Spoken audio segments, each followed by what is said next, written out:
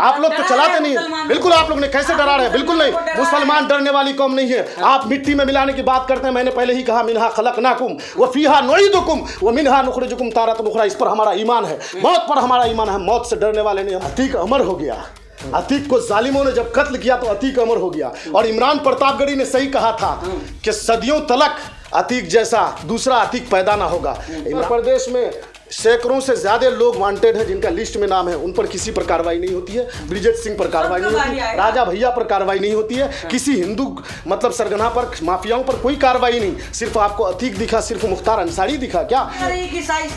का कत्ल हो गया है। मुझे तो लगता है कि इन जालिमों ने उनका भी कत्ल कर दिया होगा, उनका भी कत्ल कर दिया होगा। जिस तरह से नेशनल चैनलों ने दिखाया, खून का धब्बा, चाकू पड़ा हुआ है उसके घर में, कपड़े। योगी आदित्यनाथ का जो बयान है वो ट्रेंड में है कि जो है माफियाओं को मिट्टी में मिला दिया जाएगा, अतीक अहमद को मिला दिया गया। अब शाइस्ता के बारे में खबर चल रही है कि कुछ मीडिया में कि उनकी भी जो है हत्या हो गई है। अरे योगी जी को पता नहीं है, योगी जी जो कह रहे हैं कि मिट्टी में मिला देंगे, ठोक देंगे, तो मिट्टी में मिला देने से मुराद है कि मुसलमानों को ठोक देंगे, मिट्टी में मिला देंगे। तो योगी जी याद रखना, मेरा ईमान है कि मिनहा खलकनाकुम व फीहा नुईदुकुम व मिनहा नुखरिजुकुम तारतन उखरा। हम तुम्हारे इस धमकी से डरने वाले नहीं हैं। कलाम पाक में आया है, जो आसमानी किताब है कुरान, उस पर हमारा ईमान है। मिनहा खलकनाकुम व फीहा नुईदुकुम व मिनहा नुखरिजुकुम तारतन उखरा। हम तुम्हारे इस गिदर भभकी से डरने वाले नहीं हैं। तुमने जो मुसलमानों को टारगेट करके मारना शुरू किया, तुमने जो मुसलमानों को टारगेट करके जो कार्रवाई करना शुरू किया है, इससे मुसलमान डरने वाला नहीं है। बहुत तुम्हारे तरफ फिरौन आए और चले गए, समझ गए ना। जालिम तो देख कर मुझे शर्मा ही जाएगा, जालिम तो देख कर मुझे शर्मा ही जाएगा। अरे फिरौन आ गया है तो मूसा भी आएगा, फिरौन आ गया है तो मूसा भी आएगा। तो तुम्हारे गिदर भभकी से योगी हम डरने वाले नहीं हैं। अपराधी को आप मुसलमान कैसे ये अपराधी देखिए, अपराधी अतीक जरूर था, अपराधी अतीक जरूर था, लेकिन पुलिस की मौजूदगी में कानून के जो मुहाफिज हैं, आज से उससे पहले जिस दिन उसको साबरमती से लाया जा रहा था, यही मीडिया वाले, आप गोदी मीडिया चला रहे थे कि योगी जी खुद सीसीटीवी में अपना नजर बनाए रखे थे, देख रहे थे, वहां की पुलिस प्रशासन देख रही थी, हजारों की तादाद में पुलिस आगे पीछे चल रही थी। लेकिन आप एक बात बताइए, ये सवाल पैदा होता है कि अतीक को अचानक 10 बजे अतीक और अशरफ को लाया जाता है, और 3 गुंडों को इस बात की खबर कैसे होती है कि उसको लाया जाएगा हॉस्पिटल, और वो मीडिया से भी गुफ्तगू करेगा, और वो 3 गुंडा आते हैं और पुलिस की मौजूदगी में ठै ठै ठै ठै ठोक देते हैं, धार्मिक नारा और धार्मिक नारा कि जय श्री राम का नारा लगा करके, जो नारा लगा करके असदुद्दीन अवैसी पर गोली चलाया था, वही नारा लगा करके अतीक और अशरफ का कत्ल कर देता है, और पुलिस खामोश रहती है, पुलिस एक भी गोली नहीं चलाती है, और इस तरह से पकड़ करके गाड़ी में बैठाता है, ले जाकर के पुलिस उसको, जैसे लगता है कि पुलिस वालों का वो तीनों जीजा रहा होगा। पुलिस डरती है, भारत की पुलिस डरती है कहीं पर। धार्मिक नाराओं को आप लोग बदनाम करते हैं। धार्मिक नारा नहीं, धार्मिक नारा तो जय सिया राम का है, जय श्री राम का नहीं है। धार्मिक नारा बिल्कुल नहीं बदनाम कर रहे हैं। धर्म का नारा लगा करके जब अगर अल्लाह अकबर का नारा लगा करके किसी पर गोली चलाएंगे तो उस वक्त मुसलमान बदनाम होगा। उस वक्त देखिए, देश जो हमारा है हिंदुस्तान, बहुत पाक पवित्र देश है, बहुत खूबसूरत देश है, सोने का चिड़िया कही जाने वाला देश है। आप बताइए कि इस देश में जय श्री राम का नारा लगा करके आप कत्ल कर देंगे। और आप बताइए कि वो जो अगर कातिल था या वो वांटेड था, वो गुंडा था, तो कोर्ट तय करता। कोर्ट तो उसको सजा दी थी पहले एक मामले में, उसको पुलिस के गुंडों ने और योगी के गुंडों ने आकर के उसको कत्ल किया। और आप बताइए कि चैलेंज नहीं किया संविधान को, अदालत थी, अदालत सजा देती, आप खुद ठोक देते हैं, मिट्टी में मिला देते हैं। जय श्री राम नारा लगाने से या अल्लाह को लगाने से पूरे कौम को बदनाम नहीं कर सकते ना। अरे जब योगी खड़ा होकर के असेंबली के अंदर में एक संवैधानिक पद पर रह करके असंवैधानिक बात करता है कि ठोक देंगे, मिट्टी में मिला देंगे, तो वहां से जो नई नस्ल का लड़का खड़ा होता है, बोलता है कि बाबा जी सही बोलता होगा, नई नस्ल को खड़ा खिताब किया जा रहा है, नई नस्ल को नया पैगाम दिया जा रहा है और मुसलमानों के खिलाफ नफरत फैलाई जा रही है। मारा जाएगा तो उसमें दिक्कत क्यों है? आप क्यों? अरे गुंडा मारेगा तो कोर्ट सजा देगी ना, देश कोर्ट से चलता है, संविधान से चलता है ना। योगी का बाप का हुकूमत से चलता है क्या? योगी के बाप की हुकूमत से चलता है देश। देश में कानून है कि नहीं है? कानून सजा देती उसको, योगी सजा देगा। और बताइए कि उसके घर पर बुलडोजर चला क्या? बुलडोजर चला? आप गोदी मीडिया चलाते हो? नहीं चलाते हो इसके बारे में। उससे पहले जब असद का इनकाउंटर होता है, पुलिस को खबर रहती है कि असद ऐसा करने वाला था, अपने बाप को छुड़ाने वाला था, गोली चला देता, ये कर देता, वो कर देता। और अतीक के मामले में उसी प्रयागराज के अंदर में 3-3 गुंडा 7-7 लाख रुपए का पिस्टल, विदेशी पिस्टल जो हमारे देश में जिसका अलाव भी नहीं है, ऐसे पिस्टल को ला करके मार देता है पुलिस की मौजूदगी में और पुलिस को खबर तक नहीं रहती है कि शाइस्ता का कत्ल हो गया है। मुझे तो लगता है कि इन जालिमों ने उनका भी कत्ल कर दिया होगा, उनका भी कत्ल कर दिया होगा। जिस तरह से नेशनल चैनलों ने दिखाया खून का धब्बा, चाकू पड़ा हुआ है उसके घर में, कपड़े खून से भीगे हुए हैं, तो मुझे लगता है कि योगी के गुंडों ने शाइस्ता का भी कत्ल कर दिया होगा। योगी जांच होनी चाहिए। किस तरह के शब्दों के इस्तेमाल? योगी आप मुख्यमंत्री जब इस तरह की बात करता है, मुख्यमंत्री ने उसके घर पर बुलडोजर क्यों नहीं चलवाया उन 3 गुंडों के घर पर?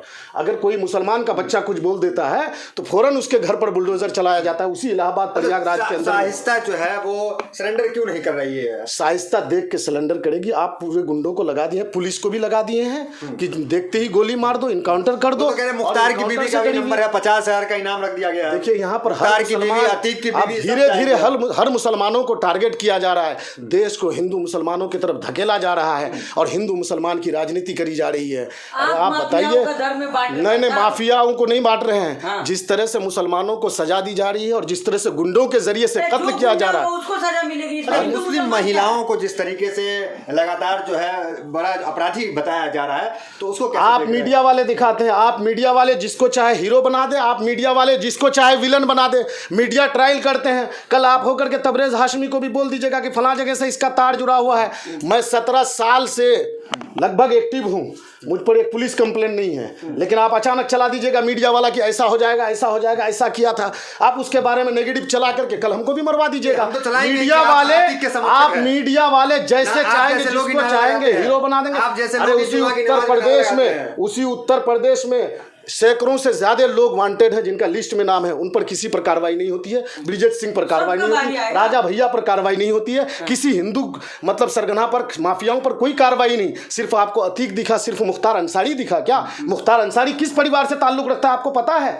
पॉलिटिकल केसेस होते हैं उसी अतीक का। 125 केस को एक ही दिन में, एक ही टाइम में एक ही जज ने खारिज कर दिया था। आपको पता है ना, खत्म कर दिया था उन केसों को। और आप बताते हैं कि वो वांटेड था, एक केस में सजा दिया था। अब तो कहा जा रहा है कि मुख्तार अंसारी को भी मेडिकल जांच में ले जाया जाए। कुछ लोग ऐसे, कुछ भी हो सकता है भैया। ये अब जब तक ये फिरौन है उत्तर प्रदेश में, ये जालिम हुकूमत जब तक है, संविधान से मोहब्बत करने वाले लोग, चाहे वो मुसलमान हो या दलित हो, किसी का भी कत्ल कर सकते हैं। आप ओवैसी की भाषा क्यों बोल रहे हो? नहीं कहा ओवैसी का भाषा कौन चीज का? ओवैसी बैरिस्टर है, पढ़ा लिखा है। असदुद्दीन ओवैसी एक बहुत बड़ा वकील है। आप उसकी बातों को हल्के में नहीं ले सकते।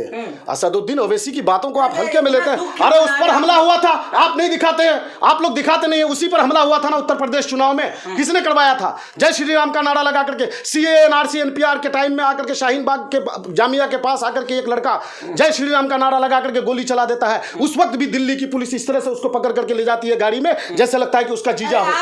आप लोग तो चलाते नहीं है। बिल्कुल आप लोग ने कैसे डरा रहे हैं? बिल्कुल नहीं, मुसलमान डरने वाली कौम नहीं है। आप मिट्टी में मिलाने की बात करते हैं। मैंने पहले ही कहा, मिनहा खलकनाकुम व फीहा नुईदुकुम व मिनहा नुखरिजुकुम तारतन उखरा। इस पर हमारा ईमान है, मौत पर हमारा ईमान है। मौत से डरने वाले नहीं, हम तो मौत को गले लगाने वाले लोग हैं। आप हमको डराने की जरूरत मत कीजिए। हम थोड़ा डरते हैं आपसे, हम डरते नहीं हैं। हम संविधान से मोहब्बत करते हैं और आपके काले चिट्ठे के खिलाफ बोलते हैं।